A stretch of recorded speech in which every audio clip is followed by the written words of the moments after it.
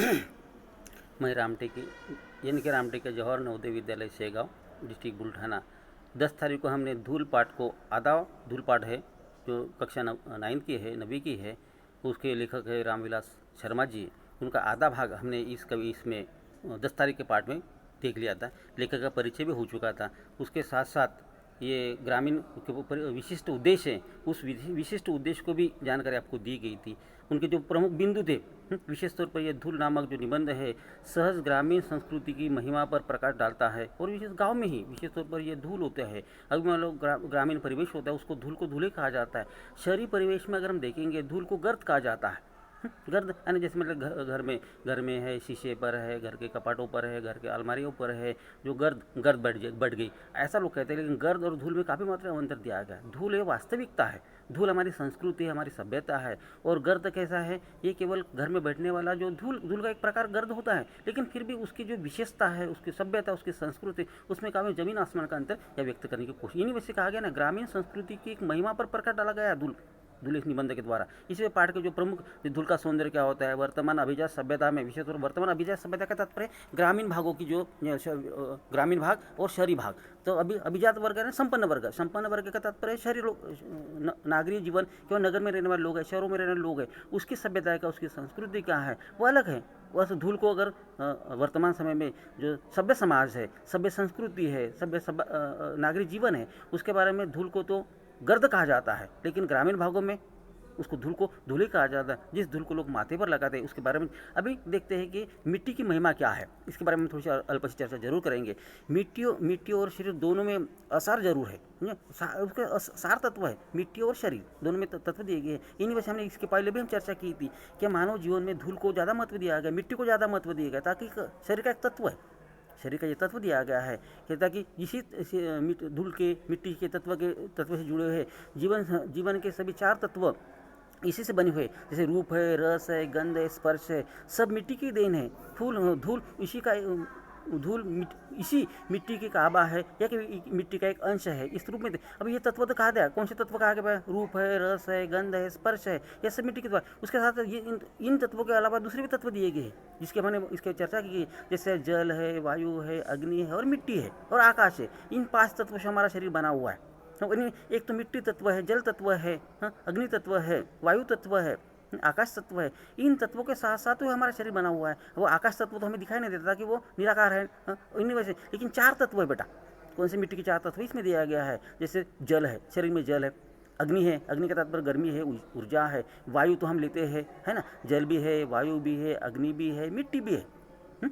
तो ये तत्व है। तो मिट्टी का तत्व का तात्पर्य है जो हमारा एक, जैसे शरीर मिट्टी से शरीर बना, और अंत में जल में, शरीर में भी मिट्टी का अंश होता है, और अंत में हमारा शरीर मिट्टी में मिल जाता है। ताकि मिट्टी का अंश का तात्पर्य ये दिया गया बेटा, मिट्टी में जितने भी लोह पदार्थ हैं, खनिज पदार्थ हैं, रसायन है, वो सब हमारे शरीर के लिए आवश्यक है ना। जब हम सब्जी खाते, अनाज खाते, उसमें मिट्टी के तत्व तो उस फलों में, सब्जियों में, अनाजों में भरे हुए, और वही तत्व तो हमारे शरीर में जाते हैं ना। उसी तत्व से हम बने हुए, वही जानकारी इन्हीं विषय कहा गया है कि इन दूसरे तत्व भी लेखक के द्वारा, रूप है, गंध है, स्पर्श है, इन तत्वों के द्वारा भी ये तत्व भी मिट्टी में मिले हुए हैं। और इसी धूल, इसी मिट्टी का एक आभा है, एक अंश है, एक भाग है। अभी आगे का तत्व बिंदु दिया गया है। इस पाठ के आधार पर हम देखेंगे धूल क्या है। गाँव में भूलकर भी धूल की जगह गर्द का प्रयोग नहीं किया जाता है। और इन विषय कहा ना, जो नागरिक सभ्यता कहेंगे, शहरी सभ्यता कहेंगे, उसमें गर्द कहा जाता है। और ग्रामीण भागों में उसे मिट्टी के अंश को, मिट्टी के धूल को, मिट्टी के भागों को जो चूरा चूरा होकर हवा से उड़ती है, उसे हम धूल कहते हैं। जो धूल लोग माथे से लगाते हैं, उसको पवित्र माना जाता है। हमारे सभ्यता में, हमारे संस्कृति में गोधूली बेला कहा जाता है। आज धूल गोधूली शब्द में समा चुका है। गोधूली बेला शाम का समय है। गाय जब चली आती है, तो गाय आने के पश्चात गाय जब घर की तरफ दौड़कर आती है, उस समय उसके खुरों से उड़ने वाली धूल होती है। उसे उस समय के शाम, गो आने गाय, धूल आने मिट्टी है, मिट्टी का अंश होता है धूल। तो यही कहा गया है, गाय के खुरों से, गाय के पैरों से उड़ने वाला धूल होती है। उसी धूल को भी काफ़ी मात्रा में अमराई, उदाहरण देने की कोशिश करते कभी, अमराई के पीछे छिपे हुए सूर्य की किरणों में जो धूल चमकती है, जो शिशु के मुख पर तथा फूलों के पंखुड़ी पर जो सौंदर्य की परत बनकर छा जाती है, उसी को तो धूल कहते हैं। अभी यहीं से बाल कृष्ण भगवान है, भगवान कृष्ण जब छोटे थे तो गायों के पीछे भी जोड़ते हैं, उनके शरीर पर और फूलों के पंखुड़ियों पर भी जो सौंदर्य दिखता है, किसके कारण है वो? हमारे चेहरे चेहरे पर है। लेकिन आज की जो अभिजात सभ्यता है, ये नागरिक सभ्यता है, ये अमीरी कहेंगे, संपन्नता कहेंगे, इसके कारण हम धूल को किस तरह से बिल्कुल हमारे पास आने नहीं देते, तो हर चीज़ों को हमारे शरीर पर, हमारे अंग पर उसको बैठने नहीं देते। लेकिन ये कहा गया ये धूल ही शरीर और अंग इससे जुड़ा हुआ होना चाहिए, ताकि कहने का तात्पर्य हम मिट्टी से जुड़े रहे बेटा। हम कहना क्या चाहते हैं इस कविता के माध्यम से, लेकर क्या बताना चाहते हैं इस पाठ के माध्यम से। कवि का जवाब भी कहा गया, कवि बार बार यही कहते हैं कि जिसके कारण धूली भरे हीरे कहलाए है। जो हीरे है वो धूली भले, जो हीरे भी क्या, दो हीरे, इसके बारे में हम चर्चा की थी। एक तो हमारे परिवार का जो छोटे बालक होता है उससे भी हीरा का, देखो आपका कई बार कहावत भी सुनते हैं, देखो उसका लड़का तो हीरे के समान है। लड़का कभी हीरा बन सकता है क्या, नहीं ना। लेकिन कहा गया हीरे की उपमा उसको क्यों दी गई है, ताकि वह हीरे से भी बढ़कर है। हीरे से भी इन्हीं वजह से कहा जाता है हीरा है। और किसी को अरे तू तो पत्थर के समान है, दूसरे की लड़की को कहा जाता है वो हीरे के समान है। चमक है, चमक का तात्पर्य क्या होता है, चमक उसके अंदर सभी गुण है, चरित्र है, मूल्य है, विचार अच्छे उसके, मानवीय गुणों से वो परिपूर्ण बालक है। आज का बालक कल वो अच्छा मनुष्य बन जाएगा, व्यक्ति बन जाएगा, और वही अच्छा इंसान, अच्छा व्यक्ति समाज के लिए, देश के लिए काम आ जाता है। इन्हीं वजह से तो धूल की जो महिमा है, मिट्टी की महिमा है, इस मिट्टी की महिमा को बार बार वर्णन किया गया है। लेखक भी उसी को या दोहराने की कोशिश की। इन्हें अमरावती के पीछे छिपे हुए सूर्य की किरण में जो धूल चमकती है। दूसरा दिया गया, दूसरा उदाहरण क्या, जो शिशु बालक है, शिशु मुख पर तथा फूलों के पंखुड़ी पर जो सौंदर्य की परत बनकर छा जाता है, उसी को तो धूल कहा जाता है ना। अब शिशु कहेंगे, अभी अमराई तो ना के बराबर है, लेकिन लेखक के ज़माने में जो अमराई थी, अमराई के जो छोटे सूरज की किरणें जब अमराई के छाया से छेद कर जमीन पर आ जाते थे, उसमें एक चमक रहती थी धूल के द्वारा ही, ताकि धूल है इसी वजह से तो सूरज की रोशनी हमारे धरती तक आ जाती है, पृथ्वी तक आ जाती है। अगर धूले नहीं होते, कई बार अगर ये प्रयोग भी करके देखो आप, अगर घर में अगर पत्रिका किसी का घर है, उस घर में अगर सूरज की रोशनी आ जाते तो उस रोशनी से अगर आप देखोगे तो सूरज की जो धूल की किरणें हैं ऊपर नीचे होती, उसी ऊपर नीचे होने का तात्पर्य है उन कणों के द्वारा और धूलों के द्वारा वो किरणें जो है धरती पर आ जाते, सूरज की रोशनी धरती पर आ जाती। अगर धूलें नहीं होती तो शायद सूरज की किरणें धरती पर आ ही नहीं पाती थी। वही इन फूल हम बालक है, छोटे बालक, उनके चेहरे पर फूलों की जो पंखुड़े आते हैं, उसी पर तो धूल का सौंदर्य दिखाई देता है, उसी को हम धूल कहेंगे। गोधूली ग्रामीण संस्कृति की संपत्ति है। शहर में गोधूली बेला शब्द का प्रयोग करना निरर्थक। इन्हीं वजह से कहा गया नहीं, इसके पहले भी हम चर्चा की थी, जो नागरिक सभ्यता कहेंगे, शहरी सभ्यता कहेंगे, और ग्रामीण संस्कृति और ग्रामीण सभ्यता कहेंगे। उन दोनों सभ्यताओं में जमीन आसमान का फर्क है। गोधूली बेला कहेंगे, गोधूली समय कहेंगे, गोधूली कहेंगे, धूल कहेंगे। उसमें ग्रामीण संस्कृति में वो काफ़ी मात्रा में एक संपन्न कहा गया, उसको संपत्ति कहा गया। गाय उस समय गाय को संपत्ति कहा जाता था, जिसके पास ज़्यादा गाय है वो ज़्यादा अमीर कहेंगे, संपन्न कहेंगे, ताकि गाय के दूध के द्वारा बनाए गए दूध कहेंगे, घी कहेंगे, मक्खन कहेंगे, दही कहेंगे, इसके द्वारा हमारे परिवार के जो सदस्य थे उन पीकर किसी तंदुरुस्त बन जाते थे। शारीरिक तंदुरुस्ती थी और घर में संपन्नता रहती थी। अगर मान लो सब्जी नहीं है, दाल नहीं है, उस समय अक्सर विशेष तौर पर हम ये भी कहेंगे तो उसके द्वारा ही हम भोजन कर लेते थे। भोजन का एक साधन था। भोजन का एक साधन क्या था, ये गाय के जो पदार्थ थे, दूध के पदार्थ थे, उनके द्वारा भी हम अपने भोजन को दूर कर लेते थे।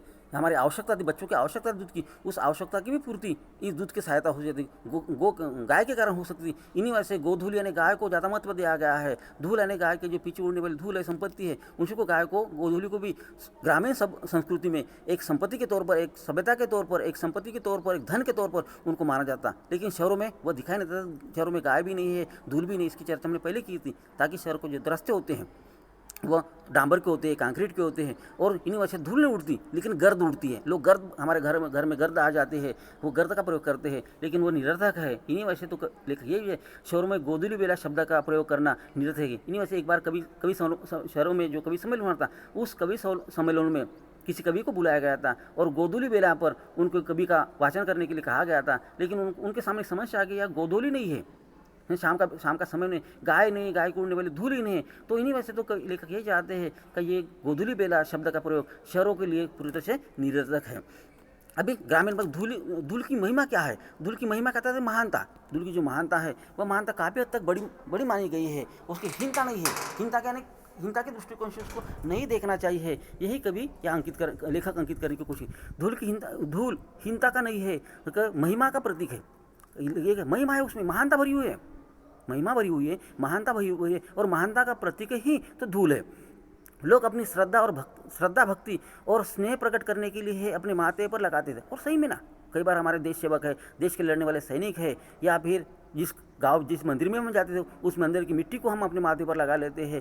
किसान अपनी खेती की मिट्टी को माथे पर लगा लेते हैं। ये कितनी महिमा है इसकी मिट्टी की महिमा का तात्पर्य है मिट्टी के द्वारा बनाए हुए जो धूल है, उस धूल की महिमाओं को भी पवित्र माना गया है। हमारी सभ्यता और सभ्यता कहेंगे, हमारी संस्कृति कहेंगे, उनका एक प्रतीक कहा गया है। इसमें लोग अपनी श्रद्धा भक्ति और स्नेह प्यार है, प्यार प्रकट करने के लिए ही उसे माथे पर लगाते थे। हमारे देशभक्ति की मांग है कि हम इस धूल से जुड़े रहे। अभी धूल से हम मिट्टी से जुड़े रहे, हम धूल से जुड़े रहे, यही तो कवि लेखक कहना चाहते। कई कवियों में धूल के बारे में, मिट्टी के बारे में, गोधूली बेला के बारे में कविता लिखी है।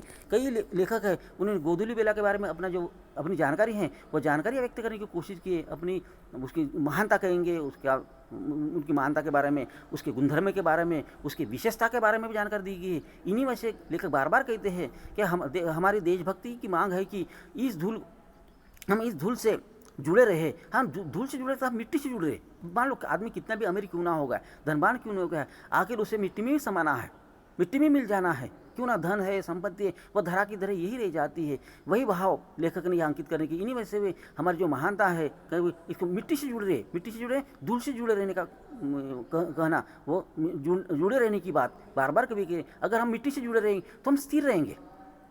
स्थिर रहने का तात्पर्य है हमारे अंदर वो ये अभिमान है, घमंड है, गर्व है, दर्भ है, गर्व कहेंगे, अभिमान कहेंगे, घमंड कहेंगे, ये जो बातें हमारे अंदर नहीं आनी चाहिए। हम धूल क्या है, वो तो धूल को लोग तो गर्द कहते हैं, धूल ना के बराबर है। हमारा व्यक्तित्व भी क्या है फिर? अगर हम इनको अगर जुड़े रहे तो हम अपने आप को संवारेंगे, अपने आप को बचाएंगे, ताकि हमारे अंदर वो होनी चाहिए, क्या होनी चाहिए?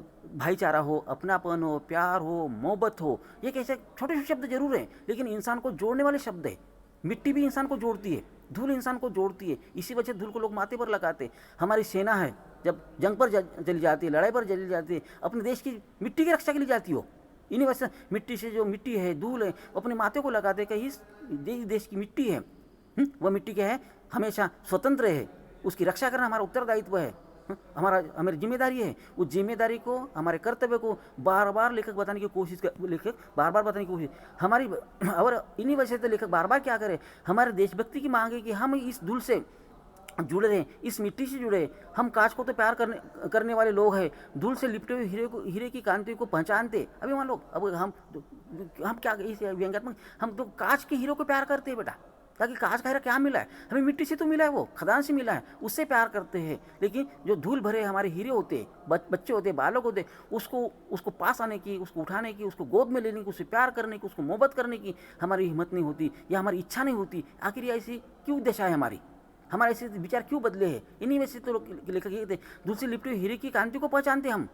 अभी वो भी धीरा है ना, लेकिन धूल से भरा है, लेकिन उसको लिपटना चाहते हैं, उसकी चमक को पहचाना चाहते हैं हम लोग। लेकिन हमारा जो बालक होता है, हमारा बच्चा होता है, हमारा बचपना होता है, उस बचपने में मिट्टी में खेले हुए बच्चों को हम मिट्टी में खेलने नहीं देते हैं, मिट्टी से दूर रखते हैं, धूल से दूर रखते हैं, ताकि उनकी कांति है, उनकी चमक है, वह फीकी पड़ जाए। क्यों ऐसा? आखिर हमारे शरीर के छोटे छोटे बच्चे होते हैं, उनके शरीर पर, उनके हाथों पर, उनके मुंह पर हम मिट्टी क्यों नहीं बैठना देना चाहते? हाँ, ये ठीक है, अब जमाना बदल गया है, दौर बदल गया है। वो दौर अलग था, लेखक का दौर अलग था। उस समय मिट्टी हमारे लिए, धूल हमारे लिए पवित्र थी। आज कैसे इस वैज्ञानिक युग में कई मात्रा में मिट्टी में जो बीमारी के तत्व है, रोग के तत्व है, वह मिले रहते हैं। अगर वह हमारे शरीर में जाते हैं तो हमारे शरीर में सही में कई बीमारियां पैदा हो जाती हैं। उस बीमारी से बचने के लिए हमारे जो अभिजात सभ्यता है, नागरिक सभ्यता है, शहरी सभ्यता है, उस सभ्यता के लोग यही चाहते हैं कि बच्चा धूल में ना खेले। लेकिन धूल ग्रामीण भागों में अभी भी धूल को महत्व दिया जाता है। देशभक्ति के लिए, हमारी सभ्यता के लिए, हमारी संस्कृति के लिए धूल को माथे में लगा जाते हैं। हमारी श्रद्धा है, हमारी भक्ति है। हम मंदिरों में जाते हैं, चारों धामों की हम यात्रा करते हैं, चारों धाम की यात्रा करते हैं। उस समय भी उस मिट्टी को हम, मंदिर की जो सीढ़ियाँ होती है उसमें धूल होती है, उस धूल को हम लगाते हैं माथे पर। आखिर क्यों? ताकि हमारे श्रद्धा भक्ति, धूल ही तो हमारे जीवन का एक अंग है, हमारे शरीर का अंग है, हमारी सभ्यता का अंग है, हमारे संस्कृति का एक अंग है, एक भाग है, एक हिस्सा है। उस हिस्से के लिए ही लेखक ये बार बार कह रहे हैं। इन्हीं वजह से तो एक व्यंग्यात्मक शैली में लेकर कहा जाते हैं, हम कांच के हीरे को प्यार करने वाले हम लोग हैं। धूल से लिपटे हुए हीरे को हम नहीं संभाल पाते, उसकी कांति, उसकी चमक है, उनको हम नहीं पहचान पा रहे हैं। वही एक दर्द है लेखक के मन में। उसी दर्द को व्यक्त करने की कोशिश लेखक की। एक दिन ये हीरे अपनी अमरता का प्रणाम देंगे। अभी प्रमाण देने का तात्पर्य है कि ये हीरे, कौन से हीरे बेटा, वो कांच के हीरे नहीं है, वो खदान से निकले हुए धूल से भरे हीरे नहीं है, तो ये जीते जागते हीरे है। जो अब बालक है, ये आज के बालक है, अगर अपने शरीर के तौर पर अगर तंदुरुस्त रहे, निरोगी रहे, तो कल चलकर सही में देशभक्ति के लिए, देश स्वाभिमान के लिए, देश रक्षा के लिए है वो आगे जरूर आ सकते हैं। और इन्हें वैसे बात कहेंगे, अमरता का प्रमाण देंगे। अमर अमर अमर ये उलट कर चोट करने में लगे तो कांच और हीरे का भेद, अगर ये चोट करना है, उलट कर चोट करना है, अगर उलट कर चोट करना, जहाँ भी अगर मान लो दुश्मन है, विरोधी पक्ष होता है, विरोधी दल होते हैं, विरोधी लोग होते हैं, उसको चोट करने की क्षमता उस हीरे में नहीं है। कौन से कांच के हीरे के में नहीं है, चमकदार हीरे में नहीं है। तो इस हीरे में, जो इस मिट्टी में खेलकर अपनी तंदुरुस्ती को, अपने निरोगी तत्व को उन्हें संभाल कर रखा है, अपने शरीर को संभाल कर रखा है, वही चोट करेगा। वो हीरा कांच का हीरा वो चोट नहीं करेगा। तब हीरा, कांच का हीरा और वास्तविक हीरा क्या होता है इसका हम पता चल जाएगा। तब हम विवश होकर हीरे से लिपटे हुए धूल को माथे पर लगाएंगे, उसको चूमेंगे। कौन सा हीरा, जो बालक है, कल चलकर वो इस देश का इंसान बनेगा, एक नागरिक बनेगा, सच्चा देशभक्त बनेगा, सच्चा ईमानदार व्यक्ति बनेगा, उस ईमानदार व्यक्ति को माथे पर लगाएंगे। वही बात इस पाठ में, धूल इस पाठ में लेखक ने स्पष्ट करने की कोशिश जरूर की है। अब इस पाठ के आधार पर कुछ गृह कार्य के प्रश्न दिए गए, उस प्रश्नों को भी एक बार हम जरूर देख लेते। ये भी परीक्षा के दृष्टिकोण से अति आवश्यक है। पहला प्रश्न दिया गया है, मिट्टी की आभा क्या है और उसकी पहचान किससे होती है। दूसरा प्रश्न, हमारी सभ्यता धूल से पहचान बचना क्यों चाहती है। तीसरा, अखाड़े की मिट्टी की क्या विशेषता होती है, इसकी भी हमने चर्चा की थी। इस पाठ में लेखक ने नागरिक सभ्यता पर क्या व्यंग किया गया, उन्हीं से बार बार के लेखक ये चाहते हैं इस प्रश्न का द्वारा। तो नागरिक सभ्यता और शहरी सभ्यता, नागरिक सभ्यता कहेंगे, शहरी सभ्यता कहेंगे, ये दोनों एक ही शब्द है। और ग्रामीण सभ्यता कहेंगे, इन दोनों शब्दों के नागरिक और शहरी लोग किस तरह से धूल को गर्त कहते हैं, और ये तो लेखक का व्यंग है ना। और धूल को माथे पर लगाना नहीं चाहते, धूल को अपने शरीर पर, अपने छोटे छोटे बच्चे होते, घर के छोटे हीरे होते, इस हीरे पर बैठना नहीं देना चाहते। लेकिन लेखक ये चाहते हैं कि ये शहरी लोगों पर व्यंग है। ग्रामीण भागों में जो गोधूली बेला होती है, उस गोधूली बेला का समय में धूल बैठती थी, भगवान कृष्ण के चेहरे पर भी धूल बैठती थी, उसके चेहरे पर धूल बैठती थी। लेकिन भगवान कृष्ण है, बचपन के छोटे कृष्ण थे, उस कृष्ण को चेहरे पर इस तरह से उनकी कांति थी, एक चमक थी। और इन्हीं वजह से तो लोग आज भी उनको मानते हैं, उनके विचारों को मानते हैं और अपने आप को संपन्न निरोगी रखने की कोशिश जरूर करते हैं। प्यारे बच्चों, इस अभी हमारा पाठ भी है, उस पाठ के द्वारा और उसकी चर्चा करते हैं। अगर इस पाठ के बारे में अभी जो जैसे हम यूट्यूब पर हमारे गूगल मीट पर भी हम चर्चा कर, उसमें अभी पीपीटी बनाकर आपके उस दोनों ग्रुप पर 9A 9B पर, चाहे अखिलाव के छात्र हो चाहे हमारे वाशिम के छात्र हो, दोनों छात्रों को ये अभी पीपीटी बनाकर हम डाल रहे हैं। धन्यवाद।